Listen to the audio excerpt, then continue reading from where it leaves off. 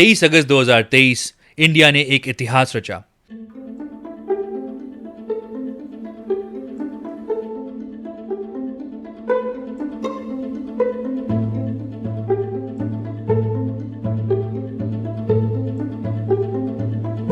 आदरणीय प्रधानमंत्री जी, नमस्कार।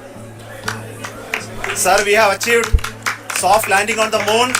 India is on the moon.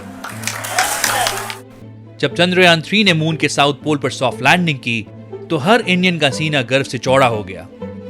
हम दुनिया की एलीट स्पेस सुपर पावर बन गए।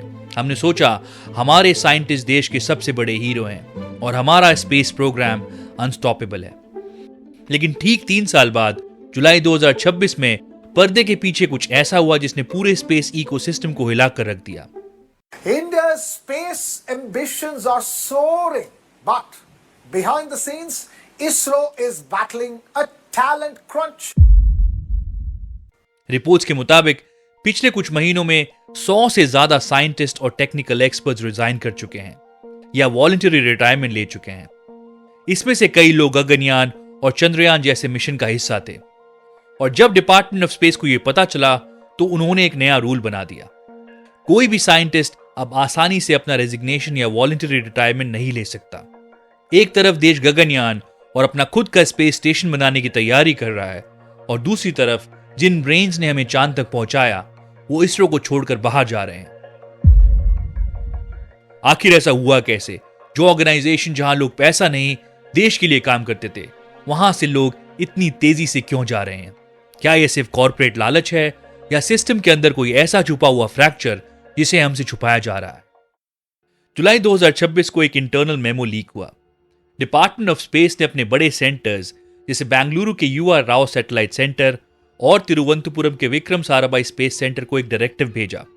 इस मेमो में लिखा था कि जो साइंटिस्ट गगनयान या बाकी क्रिटिकल नेशनल मिशंस पर काम कर रहे हैं उनके रेजिग्नेशन या वॉलंटरी रिटायरमेंट को लोकल सेंटर डायरेक्टर्स अब एक्सेप्ट नहीं करेंगे। अगर किसी को भी नौकरी छोड़नी है तो फाइल अब सीधी दिल्ली जाएगी डिपार्टमेंट ऑफ स्पेस के पास। ये चेंज क्यों किया गया? 2020 में सरकार ने ही रिफॉर्म किया था कि लोकल डायरेक्टर्स रेजिग्नेशन एक्सेप्ट कर सकते हैं ताकि पेपरवर्क कम हो।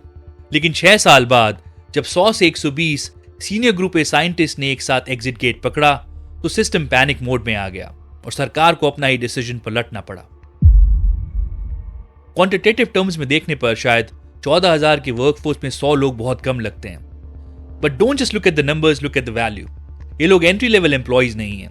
ये लोग कोर सिमुलेशन एक्सपर्ट्स हैं, हेवी लिफ्ट लॉन्च सिस्टम के डिजाइन हेड्स हैं। अगर गगनयान के लॉन्च से ठीक पहले ये लोग चले गए तो नए लोगों को इंस्टीट्यूशनल मेमोरी सीखने में सालों लग जाएंगे।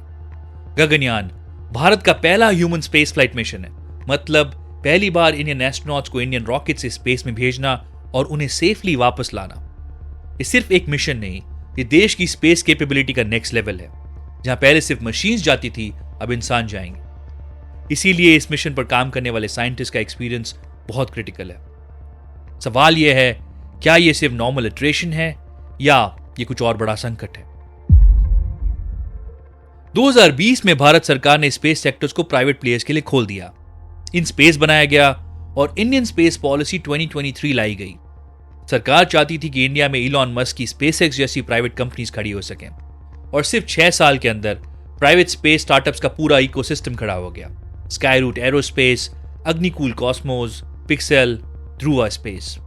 आज इंडिया में 400 से ज्यादा रजिस्टर्ड स्टार्टअप्स हैं जिन्हें काफी FDI यानी फॉरेन डायरेक्टिव इन्वेस्टमेंट मिल रही है। और इन स्टार्टअप्स को सबसे ज्यादा क्या चाहिए? ऐसे लोग जो पहले से जानते हैं रॉकेट साइंस की प्रैक्टिकल रियलिटी क्या होती है। और वो लोग कहां मिलते हैं? इसरो में। और जो ऑफर्स उन्हें मिले वो उनकी इमेजिनेशन से बाहर थे। एक सीनियर इसरो साइंटिस्ट जो पूरे करियर में सिविल सर्वेंट के फिक्स पे स्केल पर काम कर रहा था, उसे प्राइवेट सेक्टर में डबल या ट्रिपल सैलरी और सबसे बड़ी चीज ESOPs यानी कंपनी के शेयर्स ऑफर किए गए। लेकिन क्या यह सिर्फ पैसे की कहानी है? क्या देश का एक टॉप साइंटिस्ट सिर्फ बड़े पैकेज के लिए अपनी प्रेस्टीजियस सरकारी नौकरी छोड़ देगा? असली वजह पैसे से कहीं ज्यादा गहरी है। उस सिस्टम के अंदर चलते हैं जो आम जनता को कभी दिखाई नहीं देता, एक paper work driven public institution का सिस्टम। इसरो के साइंटिस्ट ने कई लॉन्ग फॉर्म इन्वेस्टिगेटिव्स में अपना दर्द बयान किया है। उनका कहना है कि उन्हें साइंटिस्ट से ज्यादा एक एडमिनिस्ट्रेटिव क्लर्क बना दिया गया है। एक ब्रिलियंट एरोस्पेस इंजीनियर अपना आधा दिन इंडेंट्स भरने, प्रोक्योरमेंट गाइडलाइंस चेक करने और गवर्नमेंट ऑडिट्स के जवाब तैयार करने में बिता रहा है। प्राइवेट सेक्टर में यही काम एक डेडिकेटेड ऑप्स टीम करती है और साइंटिस्ट सिर्फ प्योर साइंस पर फोकस करता है। दूसरा बड़ा फैक्टर है हायरार्किकल स्टैग्नेशन। इसरो में प्रमोशंस और करियर मोबिलिटी अभी भी पुरानी गवर्नमेंट स्ट्रक्चर्स पर चलती है। आप चाहे जितने भी ब्रिलियंट हो, आपको एक स्पेसिफिक सीनियरिटी लेवल तक पहुंचने के लिए सालों इंतजार करना पड़ेगा। लेकिन प्राइवेट सेक्टर में अगर कोई 28 साल का इंजीनियर एक नया इंजन डिजाइन कर देता है तो उसे अगले ही महीने प्रोजेक्ट लीड बना दिया जाता है। और इसके ऊपर आता है burnout, high stakes mission, rigid deadlines और सूडो अर्जेंट पॉलिटिकल प्रेशर के चलते साइंटिस्ट पर काम का दबाव बहुत ज्यादा बढ़ गया है। लेकिन जब इस काम को रिवॉर्ड करने की बात आती है तो उन्हें कहा जाता है कि आप देश के लिए काम कर रहे हैं, देशभक्ति के लिए काम कर रहे हैं। पर जब वही देशभक्ति उन्हें मेंटल फटीग देने लगे और उन्हें घर चलाने के लिए मार्केट के बराबर कॉम्पनसेशन ना मिले तो इंसान टूटने लगता है। हमें यह समझना होगा कि फोर्स कंट्रोल्स और एग्जिट रेगुलेशंस कभी भी किसी प्रोफेशनल इंस्टीट्यूशन को महान नहीं बना सकते। अगर आप किसी के हाथ बांधकर उसको डेस्क पर बिठा देंगे तो वो शायद रॉकेट का स्विच तो दबा देगा, लेकिन वो नए साइंटिफिक ब्रेक थ्रूज के लिए इनोवेशन नहीं कर पाएगा। सरकार को एग्जिट ब्लॉक करने के बजाय इसरो के एडमिनिस्ट्रेटिव स्ट्रक्चर को कॉर्पोरेट एजिलिटी के साथ अलाइन करना होगा। साइंटिस्ट को एडमिनिस्ट्रेटिव कामों से आजाद करना होगा, उनके करियर प्रोग्रेशन को डायनामिक बनाना होगा और उन्हें मार्केट ड्रिवन पर्क्स देने होंगे। इसरो ने इंडिया को वो दिया जो बहुत कम इंस्टीट्यूशंस दे पाते हैं, गर्व, पहचान और ये विश्वास कि भारत कुछ भी कर सकता है। लेकिन अगर उसी इसरो के अपने साइंटिस्ट अपने ही मिशन छोड़कर जा रहे हैं तो सवाल सिर्फ ये नहीं कि कितने लोग गए।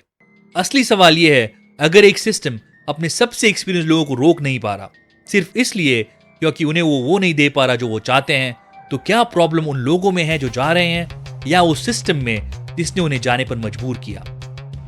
आप क्या सोचते हैं? कमेंट में जरूर बताएं। मिलते हैं अगले वीडियो में। जय हिंद।